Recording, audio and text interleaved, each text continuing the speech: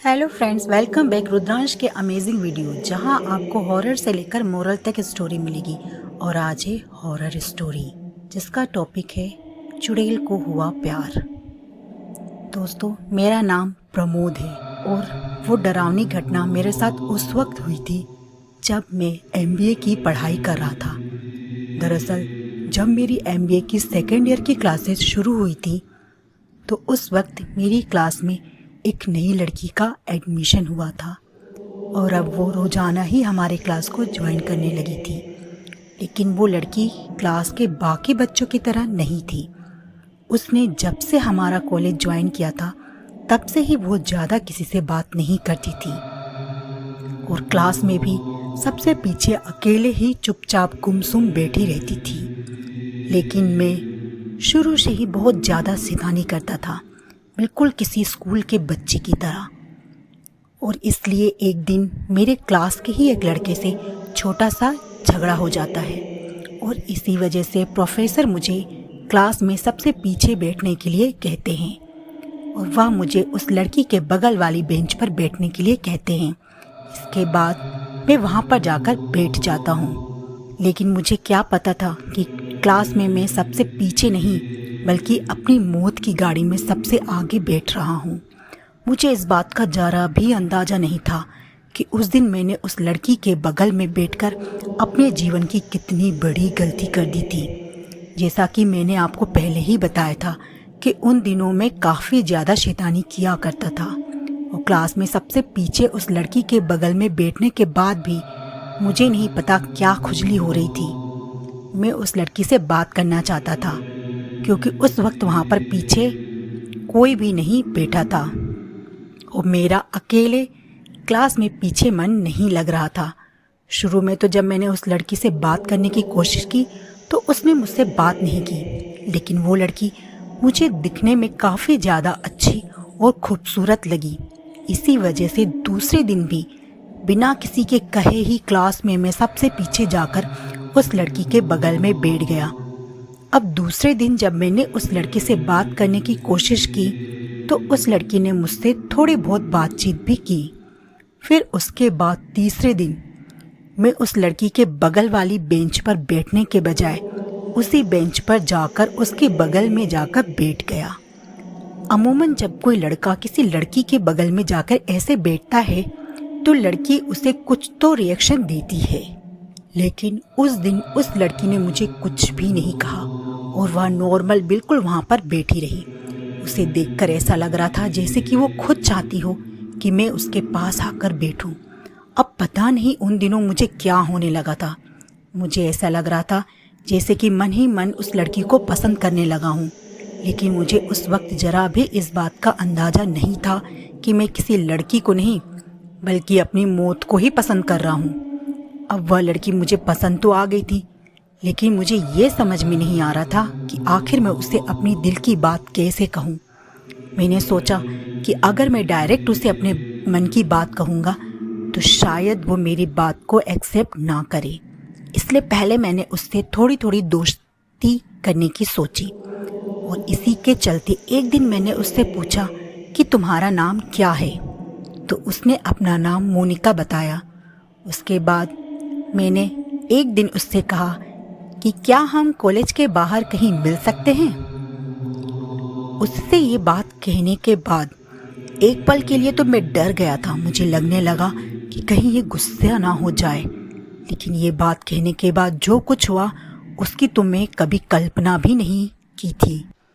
उसने मुझसे कहा कि कॉलेज के बाहर कहीं मिलने की क्या ज़रूरत है, तुम मेरे घर पर ही आ जाना, हम लोग वहीं पर बैठकर आराम से बातें करेंगे। उसके मुंह से ये बात सुनने के बाद मेरी तो जैसे लॉटरी ही लग गई थी। ये सुनकर मैं बहुत खुश हो गया था। उन दिनों मैं भी अपनी फैमिली से दूर किराए पर मकान लेकर रहता था।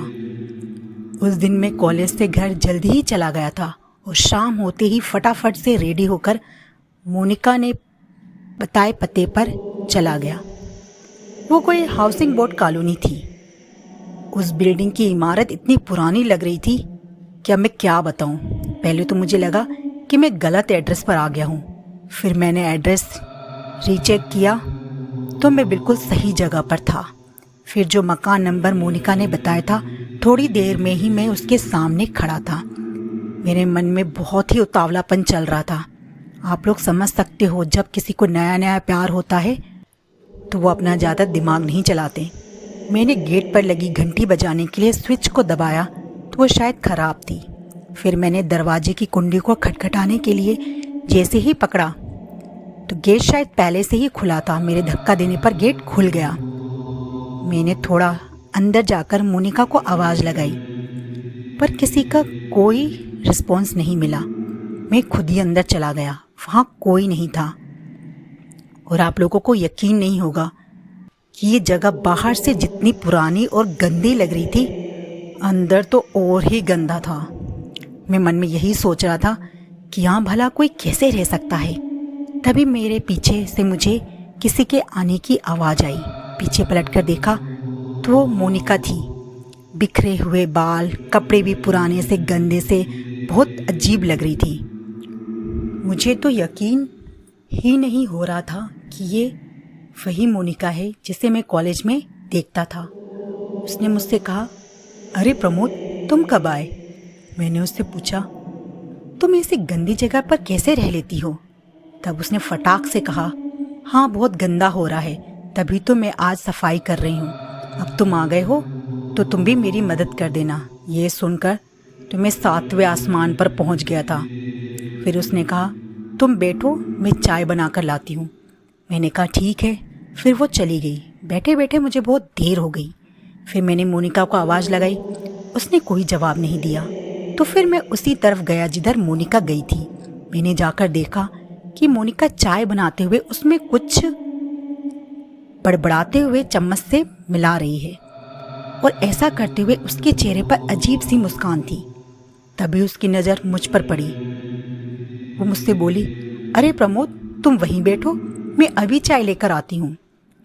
थोड़ी ही देर में वो सिर्फ एक कप में चाय लेकर आई और मुझे दी। मैंने उससे पूछा, तुम्हारी चाय कहाँ है? तो उसने कहा, मैं चाय नहीं पीती, वो तो मैंने तुम्हारे लिए ही बनाई है। मैंने चाय पीना शुरू किया। सच में आप लोगों को यकीन नहीं होगा, मैंने अभी तक इतनी गंदी चाय नहीं पी होगी। ऐसा लग रहा था कि मैं अब उल्टी ही कर दूंगा। लेकिन लड़की को खुश करने के चक्कर में मैंने पूरी चाय पी कि उसको बुरा ना लग जाए। फिर मैंने उससे पूछा, तुम्हारी फैमिली कहाँ है? तो उसने मुझे बताया कि उसके पापा की सरकारी नौकरी है, बार बार ट्रांसफ़र होता रहता है। अभी तो यहाँ शिफ्ट हुए हैं, फिर से उनका ट्रांसफ़र हो गया तो वो सब दूसरे शहर में शिफ्ट हो गए हैं। क्योंकि मेरा इसी कॉलेज में बड़ी मुश्किल से एडमिशन हुआ था तो मैं नहीं गई, पर नेक्स्ट ईयर में चली जाऊंगी। ये सुनकर मैं बहुत उदास हो गया। मोनिका ने मुझसे उदासी का कारण पूछा तो मैंने उससे अपने दिल का पूरा हाल सुना डाला। मैंने उससे कहा कि मैं तुम्हें बहुत पसंद करता हूँ और प्यार भी करने लगा हूँ। मोनिका ने कहा कि पसंद तो मैं भी करती हूँ, पर अगले साल मैं यहाँ से चली जाऊँगी, इसलिए तुमसे कुछ नहीं कहा था। मैंने उसका हाथ पकड़ के पागल प्रेमी की तरह बोलने लगा, मेरा प्यार सच्चा है, तुम जहाँ जाओगी मैं भी तुम्हारे पीछे पीछे आऊँगा। ये बात सुनकर वो फटाक से बोली, तब की तब देखी जाएगी, अभी मैं जहाँ हूँ वहाँ तो मेरा साथ दे दो। ये सुनकर मैं चौंक गया। मैंने उससे कहा कि क्या मतलब है तुम्हारा? तो उसने कहा कि इतने बड़े घर में मैं अकेले रहती हूँ, तुम यहीं आ जाओ मेरे साथ, अपन दोनों साथ में रहेंगे, यहीं से साथ में कॉलेज जाएंगे। ये सुनकर तो मुझे लगा कि मेरी बम्पर लॉटरी लग गई है, क्योंकि वैसे भी मैं अपनी फैमिली से दूर रह रहा हूँ। अगर मैं इसके साथ रहूँगा तो भी मेरे घर वालों को कुछ भी पता नहीं चलेगा। मैंने तो उससे कहा ठीक है, मैं अपना सामान लेकर आता हूँ। उस टाइम मुझे हर चीज़ की बड़ी ही जल्दी थी। मैंने अपने घर वालों को भी कुछ नहीं बताया और दूसरे दिन मकान खाली कर कर अपना सामान लेकर मोनिका के घर पर आ गया। उस दिन से हम दोनों एक साथ बिल्कुल जैसे लिव इन में रहते हैं वैसे ही रहने लगे थे। एक साथ कहीं भी जाना, खाना, यहाँ तक कि एक ही बेड पर सोते थे। पर हाँ, उन दिनों मेरे साथ बस एक चीज़ हो रही थी। उन दिनों मुझे बहुत नींद आती थी। रात का खाना खाने के बाद तो मुझे भयंकर नींद आती थी कुछ दिन तक तो सब कुछ ठीक ठाक चल रहा था। मैं अपने सपनों की ज़िंदगी जी रहा था। बस मुझे कभी कभी रात में ऐसा लगता था कि कोई मेरे बगल में बैठकर कुछ बड़बड़ा रहा हो, पर नींद का इतना नशा रहता था कि मैं चाहकर भी आंखें खोलकर देख नहीं सकता था। बस आवाज़ सुनाई देती थी, लेकिन मुझे कुछ समझ में नहीं आता था। और कभी बाई चांस अगर नींद खुल भी जाए तो मोनिका कभी भी बिस्तर पर नहीं रहती थी, वो हमेशा बाथरूम में ही रहती थी। और पूछने पर अभी तो गई थी और वापस आकर मुझसे लिपट कर सो जाती थी। मैं प्यार में इतना अंधा हो गया था कि मैंने सबको नज़रअंदाज किया। धीरे धीरे वो मुझे लेकर काफ़ी पजेसी हो गई थी। शाम तो छोड़ो, वो मुझे दिन में भी कहीं नहीं जाने देती थी। धीरे धीरे हमारा कॉलेज जाना भी कम हो गया। पढ़ाई तो नाम की ही रह गई थी। दोस्तों से मिलना जुलना भी कम हो गया था। अपने घर पर भी बात करना काफ़ी कम कर दिया था। उन दिनों बस मैंने एक ही काम अच्छा किया था कि अपनी सारी बातें, चाहे वो मोनिका की हो या किसी की भी, अपने दोस्त रवि को बताता था। एक दिन मैं ऐसे ही खाली बैठे सारी बातों को याद कर रहा था, तो मैं यही सोचने लगा कि मैं ये सब करने तो इतनी दूर घर से नहीं आया था। फिर मुझे रात की भी बातें याद आने लगी। मैं सोचने लगा, मुझे रात में क्या सुनाई देता था? जो मैं सुनता था वो हकीकत है या मैं सपने में देखता था? फिर मेरा दिमाग खटका कि अगर मुझे ये सब सुनाई देता है तो क्या मोनिका को नहीं देता होगा? पर उसने मुझसे कभी इस बारे में कुछ नहीं बोला। फिर मेरे दिमाग में शक का कीड़ा आ गया। मैं सोचने लगा कि कहीं ये सब मोनिका का तो नहीं,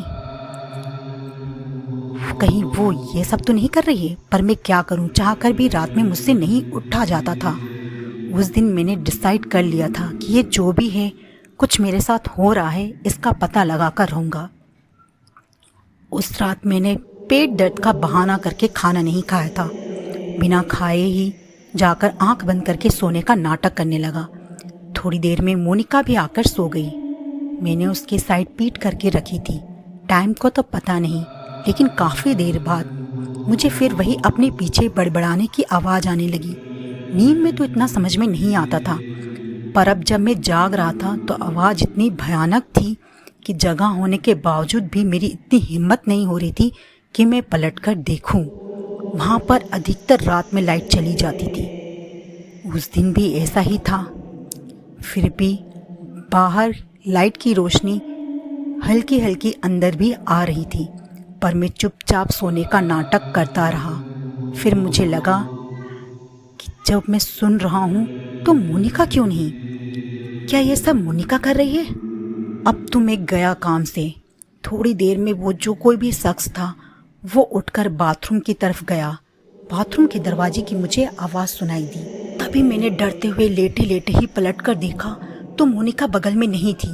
अब तो मेरा शक यकीन में बदल गया। अब मैं सोचने लगा कि मैं शायद बहुत बुरी मुसीबत में फंस गया हूँ। तभी मुझे बाथरूम में से मोनिका के सिसक सिसक कर रोने की आवाज़ें आने लगी। वो ऐसे रो रही थी जैसे बहुत दर्द में, तकलीफ़ में हो। ना चाहते हुए भी मेरे कदम खुद ब खुद बाथरूम की तरफ चल पड़े। मैंने दरवाजे से कान लगाकर सुनना चाहा तो दरवाज़ा अंदर से बंद नहीं था। वो मेरे हल्के से धक्के से खुल गया। उस समय मैंने जो नज़ारा देखा था उसे देखकर तो ऐसा लगा कि मैं पत्थर बन गया हूँ। मेरी किस्मत अच्छी थी या बुरी पता नहीं, पर मेरी जगह अगर कोई और होता तो हार्ट अटैक से ही मर गया होता। मैंने देखा कि मोनिका बिना कपड़े के शावर के नीचे नहा रही है। उसका पूरा बदन जला हुआ है, बाल भी नहीं है, वो पूरी गंजी थी। उसकी स्किन बहुत गंदी थी। जितनी खूबसूरत वो दिन में लगती थी उतनी ही डरावनी और भयानक अभी दिख रही थी। शावर से भी खून आ रहा था। वो रोए जा रही थी। उसकी चीखें भी बड़ी दर्द भरी थी। ये नज़ारा देखकर तो मेरा प्यार का सारा भूत ही उतर गया। मैंने सोचा शायद ये कोई चुड़ैल या डायन है जिसकी जाल में मैं फंस गया हूँ, और अब तो मुझे कोई भी नहीं बचा सकता। इससे पहले कि मैं कुछ कर पाता, मोनिका ने मुझे देख लिया और बुरी तरह हंसते हुए बोली, प्रमोद, तुम्हें यहाँ अभी नहीं आना चाहिए था। अब तुम्हें इसका अंजाम भुगतना पड़ेगा। ये कहते हुए वो मेरी तरफ आई और मेरा गला पकड़कर बाथरूम की तरफ अंदर ले गई। मैं गला उसके हाथों से छुड़ाने की कोशिश करने लगा, पर मैं नाकामयाब रहा। अब तो मुझे यकीन हो गया कि अब मैं नहीं बच पाऊंगा। तभी मुझे अपने भगवान की याद आई। मैं मन ही मन उनका नाम लेने लगा। तभी मेरे कानों में मेरा नाम पुकारने की आवाज़ आई। वो आवाज़ और तेज होने लगी। वो आवाज़ मेरे पापा और मेरे दोस्तों की थी। आवाज़ सुनकर मैं अपने पैरों से बाथरूम के दरवाजे पर मारने लगा, क्योंकि बाथरूम का दरवाज़ा लोहे का था। रात में उसकी आवाज़ बहुत तेज सुनाई देने लगी। मोनिका को लगा कि मैं छटपटा रहा हूँ, इसलिए उसने मेरी इस हरकत पर ध्यान नहीं दिया। थोड़ी ही देर में उन सभी की आवाज़ और पास से सुनाई देने लगी और उनके टॉर्च की रोशनी भी दिखाई देने लगी। मैंने और ज़ोर ज़ोर से पैर मारना शुरू कर दिया। थोड़ी ही देर में वो लोग उसी कमरे में आ गए। तभी मैंने अपने दोस्त को देखा तो फ़ोन की टॉर्च से इधर उधर देख रहा था। मैंने गेट पर कसकर पैर मारा तो उसने पीछे पलटकर देखा तो उसकी फ़ोन की टॉर्च की लाइट सीधे मेरे और उस चुड़ैल पर पड़ी। मेरी ऐसी हालत देखकर उसकी चीख निकल गई। उसकी आवाज़ सुनकर मेरे पापा और बाकी दोस्त भी आ गए। उन्हें देखकर मोनिका ने मेरा गला तो छोड़ दिया था, पर उन सभी पर अटैक करने गई। मेरे पापा शिवजी के बहुत बड़े भक्त थे और वो इन सब चीज़ों पर थोड़ा बहुत काबू भी कर लेते थे। उन्होंने भोलेनाथ का नाम लिया और एक डंडा उठाकर मोनिका को मारा और फिर मेरे दोस्तों से कहा, इसे लेकर बाहर जाओ, मैं अभी आता हूँ। वो लोग मुझे उठाकर बाहर ले आए और थोड़ी देर में मेरे पापा भी आ गए। फिर हमने पूछा कि चुड़ैल का क्या हुआ, तो उन्होंने कहा, पहले यहाँ से निकलो, यहाँ रुकना अभी खतरे से खाली नहीं है। फिर हम सभी अपने एक दोस्त जो अपनी फैमिली के साथ रहता था उसके घर चले गए। तब तक सुबह के 4 बज गए थे। वहाँ जाकर पहले तो मेरे पापा ने मुझे खूब डांटा और मुझसे पूछा कि तू इन सब में कैसे पड़ गया। फिर मैंने उन्हें पूरी बात बताई। फिर मैंने उनसे पूछा कि आप यहाँ अचानक से कैसे आ गए। फिर उन्होंने बताया कि तेरी माँ बोल रही थी, उसे तेरी बहुत चिंता हो रही थी कि आजकल तू अच्छे से बात नहीं करता, कुछ परेशान सा लगता है। उसके कहने पे ही मैंने तुझे कल फ़ोन लगाया था, तो लगा नहीं। फिर मकान मालिक को फ़ोन किया तो उन्होंने बताया कि तू तो कब का उनका मकान खाली करके चला गया है, पर तूने हमें तो इस बारे में कुछ भी नहीं बताया था। फिर मैं यहाँ आया, तेरे दोस्तों से पूछा तो उनमें से सिर्फ रवि ही है जिसने बताया, तो हम सब तुझसे मिलने यहाँ आए। फिर मैंने पापा से पूछा कि उसका क्या हुआ, तो उन्होंने बताया कि जब वो दोबारा मेरी तरफ आई तो मैंने हनुमान चालीसा पढ़ना शुरू कर दिया था और जो गले में मैंने लॉकेट पहन रखा था उस पर फेंक दिया तो वो गायब हो गई थी। ये सब बातें मेरे दोस्त की माँ भी सुन रही थी। उन्होंने पापा से कहा, भाई साहब वो इतनी आसानी से इसका पीछा नहीं छोड़ेगी। फिर उन्होंने एक बाबा के बारे में बताया। पापा मुझे उसी समय उस बाबा के यहाँ लेकर गए। बाबा को पूरी बात बताई। बाबा ने मेरे लिए पूजा की, फिर अभिमंत्रित ताबीज पहनाया और कहा कि इसे भूल कर भी कभी मत उतारना, वरना वो चुड़ैल तेरे पास वापस आ जाएगी। आप यकीन नहीं करोगे, वो ताबीज अभी तक मैंने पहना हुआ है। लेकिन मेरे पापा ने मुझे वहाँ नहीं छोड़ा, वो मुझे अपने साथ घर ले आए। उस साल तो मैंने पढ़ाई की ही नहीं, क्योंकि उस सदमे से निकलने पर ही मुझे बहुत टाइम लग गया था। पर अगले साल अपनी पढ़ाई मैंने अपने ही शहर से पूरी की। दोस्तों, मैं बस इतना कहना चाहता हूँ कि प्यार करना अच्छी बात है, पर प्यार करने से पहले उसके बारे में हमें सब कुछ जान लेना चाहिए। आपको ये कहानी कैसी लगी प्लीज़ कमेंट करके ज़रूर बताना, और ऐसी ही डरावनी और रोमांचक कहानी के लिए आप प्लीज़ मेरा चैनल सब्सक्राइब कर लेना। तो फिर मिलते हैं नेक्स्ट स्टोरी में। Bye bye.